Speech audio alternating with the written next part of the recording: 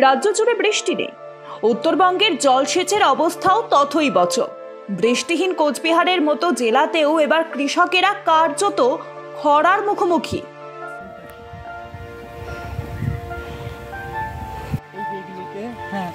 পটল যে নামছে, এই পটলগুলি সমস্ত আপনারই হয়ে যেত, ডাল হয়ে যেত। এটাতে পটল আমার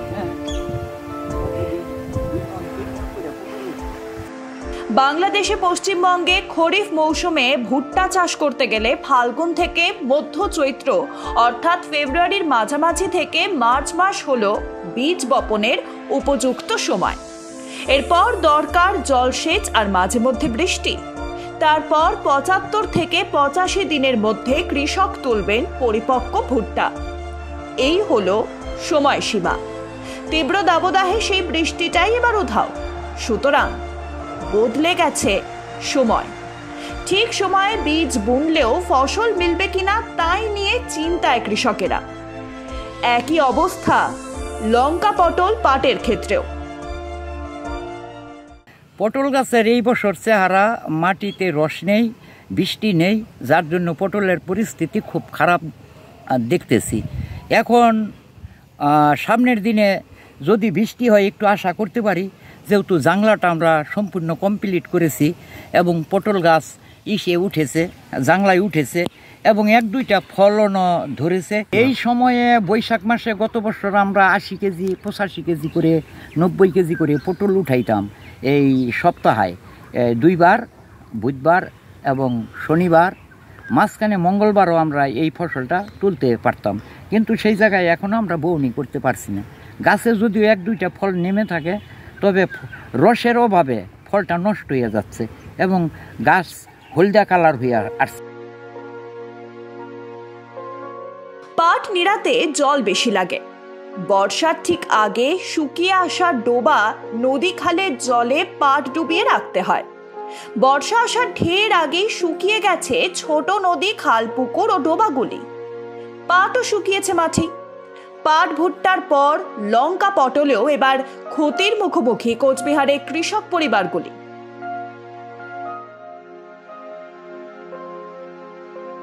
খরার জন্য আমাদের সম্পূর্ণ ফসল নষ্ট হয়ে যাচ্ছে।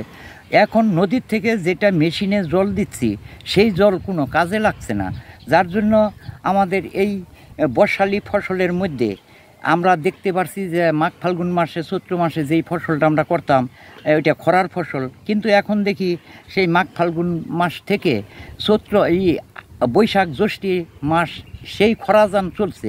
এইভাবে হইলে তো আমরা সবজিতে পুরা মাইর খেয়ে যাব এবং মার্কেটে আমরা চলতে পারবো না। কেননা আমাদের এইটাই অভ্যাস।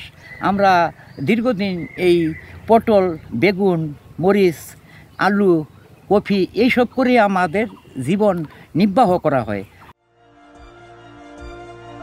বৃষ্টি না হওয়ায় তার ব্যাপক প্রভাব পড়েছে কোচবিহারের কৃষক পরিবারগুলির উপরে। এই ছবি ধাংধিংগুড়ির গ্রাম পঞ্চায়েতের ছবি। বছরের এই সময় জেলার কৃষকেরা মেতে থাকেন খরিফ সবজি চাষে। তীব্র গরম, দাবদাহ, বৃষ্টিহীন উত্তরবঙ্গে কার্যত দুশ্চিন্তায় সুভাষ মণ্ডলের মতো কৃষক পরিবারগুলি। কেবলমাত্র চাষের ওপরেই তাদের ভরসা। সারা বছরের আয় আসে এই ২-১ বিঘা জমি থেকে। কিন্তু এবার বৃষ্টির অভাবে সংসারের অভাব অনটন যেন আরো প্রকট হচ্ছে তার। পটল গাছের বীজ লাগানো থেকে শুরু করে জাংলি দেওয়া ইতিমধ্যেই সম্পূর্ণ করেছে তারা।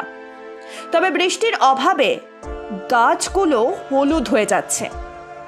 চিন্তায় ঘুম আসছে না কৃষকের।